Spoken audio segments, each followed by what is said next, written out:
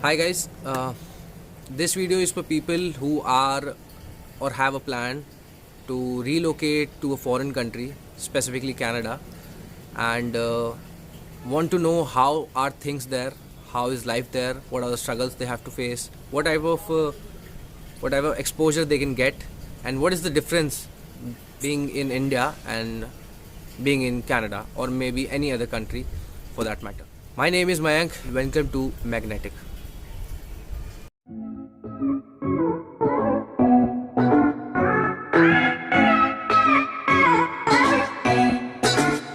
And welcome, guys, to the first episode of Close Circuit series.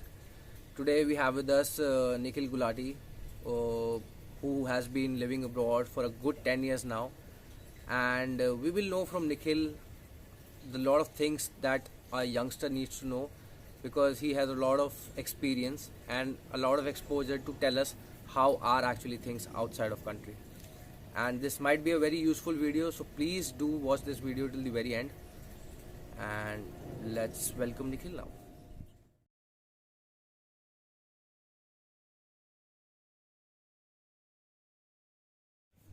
So hi Nikhil and welcome to Magnetic. Thank you, So man. today episode is the first episode of Closed Circuit series of our channel, and in this series we will talk about your life, how you dealt with all the problems and all the struggles, and what made you go there, what were the experiences, and how was the exposure overall, and what can you actually give us regarding the youth who are planning actually to go out of country to study purposes, especially the window from 18 to 25, because that is when you went outside. Yes, So I think you can help us a lot in that manner. I will try my best. So Nikhil, who is Nikhil? Nikhil, who is Nikhil Gulati? Could tell me something about yourself, a brief. Nikhil Gulati is a professional chef at this point of time, a self-employed contractor. Basically, that's what Nikhil Gulati is right now. Okay. And how much time exactly have you been out of this country now? I've been out of this country. This year will be the 10th year. I 10th left the year. country on A full decade. December 28th, 2010. Mm-hmm. So this is my 10th year, a whole decade. Mm-hmm. So Nikhil, tell us something about your journey so far. I mean, how has been these 10 years? I'm sure you have a lot to say, but if you could just brief us about the whole journey, and then we can go forward with the video. For sure, man. Journey's been pretty up and down, tell you the truth. I left the country on, as I said, 2010, December. It's been like a roller coaster, but I had a great experience. So it's a new country, new place, all new people. I couldn't relate to anyone, and it was a different exposure. I wanted to have the freedom. I wanted to do something on my own, by myself. So Nikhil, Yes. what made you go to a foreign country rather than studying in India? And I mean, how did you prepare yourself for it? And why Canada? Why did you choose Canada? What made me go out of my own country was the exposure and the freedom. Mm-hmm. There was a certain kind of social pressure here, Mhm. always on your shoulders, that you have to go to a good school, you have to do something good, get a good job. And I always wanted to do something my own. Like I didn't know like whether which country is good for me or not. I was 18. Tell you the truth, I was a kid in my head. But I always see people go outside and come back, and there's always this spark in myself. What, like, if they can go, why cannot I? And what was the reason to choose Canada specifically? So Canada wasn't my first choice. Tell you the truth. Mm-hmm. My first choice was Germany. German because education was free, and I heard a lot of things about Germany from my friend circle and my family. So Nikhil, what is the process like? I mean, how do we, or how an individual can go to a foreign country for study purposes? I mean, what is the process, and do we need to hire someone to do it for us? I mean, what's it like? The process is simple. Tell you the truth, and once you know the steps, you can do it yourself. I would say you have to do the research. Do the research in Canada or which country you decided to go. Do the research where you want to go, what kind of studies you want to do, and what places and the colleges you're interested in. After that, once you know the course and the college, I will say see the requirement of that course. Usually, a course requirement is a grade 12 degree and an IELTS. IELTS is basically an English language testing system. I mean, the whole preparation. How much time did you prepare for it, and then before leaving the country, of course, how much time does it take to prepare all of it, the paperwork and all of the formalities? Uh, I will say it took me from anywhere between 8 months to a year. I started my process in March as soon as I finished my college, or as soon as I finished my grade 12, my board exams, and I was out of my country by December.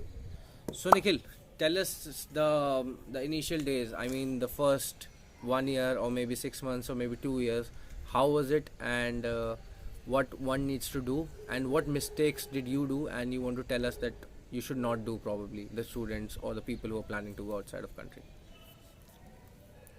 The one of the major mistake what I did was I never worked in India before, and I started working there. That was the hardest adjustment. I never cleaned dishes, never did laundry, never cleaned my house. That was one of the hardest things. Job, working environment, how to deal with people, what's the value of money, and on the top of it, the second hardest thing would be the language. Okay.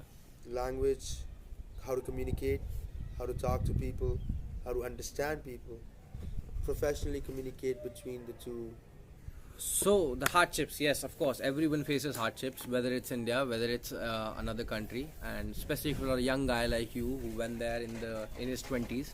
The starting of 20s basically. So how was it? What were the hardships that you faced, and what at what certain point of time, I guess, you went like, no, this is now the things are in my control, and now things are going according to plan. What was it like? In the start of the time, the hardship, as I said, was the job and the communication. Like, you don't have any friends, any family, you don't have anyone to talk to. So there's a certain kind of depression a person can go into. So as I said before, the major two problems I had that I never worked before, and I didn't have the communication. So it took me first 3 years to actually get around that thing. And after that, I started hitting stability in my life. So were you working and studying at the same time? Yes, I was. So that was one of the plans I learned to cope with, or that's one of the ways I started to adapt. And what options do a student has while as a part-time job? Where Student has a lot of options. It just depends, are you willing to do those? That was the major concern. Example, As an example, as I said, my first job I got denied because of my communication. So that led into a lot of different options of working. One of my first job I actually got in my college was a janitor. Oh. I literally cleaned and tidied the place. I used to do mopping, and it made me cry sometimes just because I'm studying in the same school. I've never did this in my life, and now I'm doing something which I didn't even know I'm gonna do just to survive. And that day I learned the lesson that there's no job as big or small. Every job has a respect, and it's fulfilling that person's need. Third year of my college, I started hitting stability. In my third year of college, I had a part-time job which gave me a good exposure of the local Canadians. That's what actually helped me to bring in and adapt to the culture. To this day, I remember all of them. My first job, a legal first job, was in Five Guys Burgers and Fries. It was a restaurant open near my house where I was living. And the funny part, Mayank, it was like the job when me and my friend, my roommate, went and we were looking for jobs. And there was this store, it said we are hiring, but there was no one in the store. But I was in so need of a job, like I was willing to do anything. So I'm like, oh, I don't know, let's just try. So I took my resume and I just slided it under the door. I'm like, maybe they call, maybe they don't. And because of that reason, they actually called. They're like, we weren't there, but this person needs the job. And they slide their resume, they called me back. And that was my first job. And those people gave me an exposure I could never have. Like, just because it wasn't an English language communicating or learning on a professional term, but it is the friends.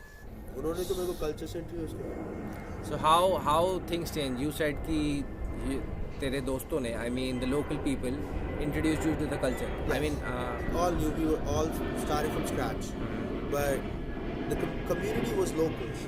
It wasn't just like all international or all students. They're local, hardworking individuals.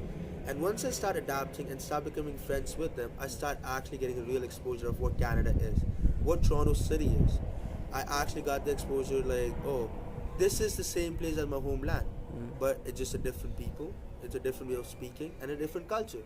And once I understand their culture, it was really easy to actually go along and adapt to it. From 2011 and today, what has changed? What has changed within you, and what are the how's life has changed, and what is the current scenario there for any student? Because right now, the of course, every year there are people who want to go outside for studies, and Canada is a very It's a really good welcoming place. country right now, who's welcoming foreign students. So, if you can tell There's us one something about message the I will current. definitely say all the students and all the people who are thinking to go abroad. Mm, Go abroad because you want to go.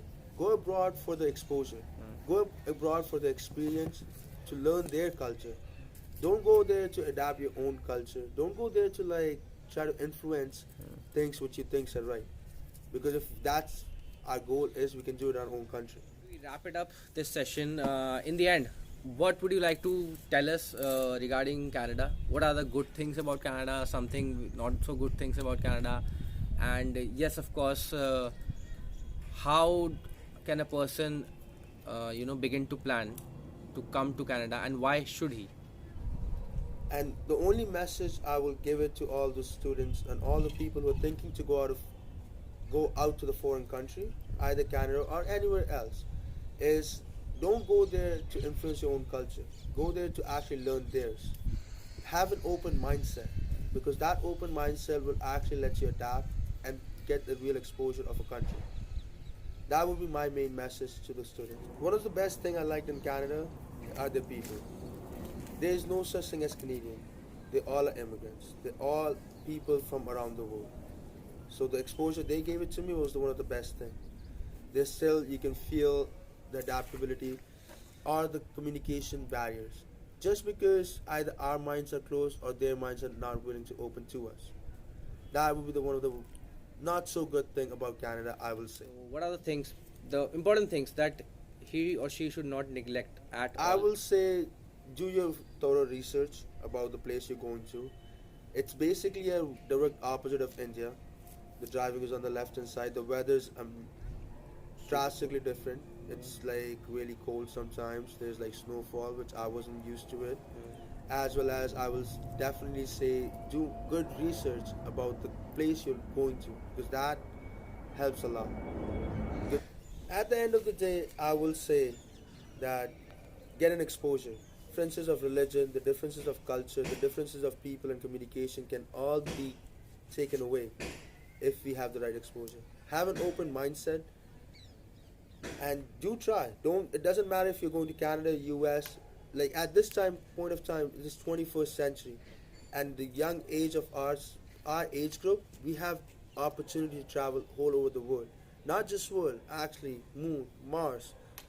So I would definitely say don't waste all that time on PUBG and the games and fucking all that stupid things.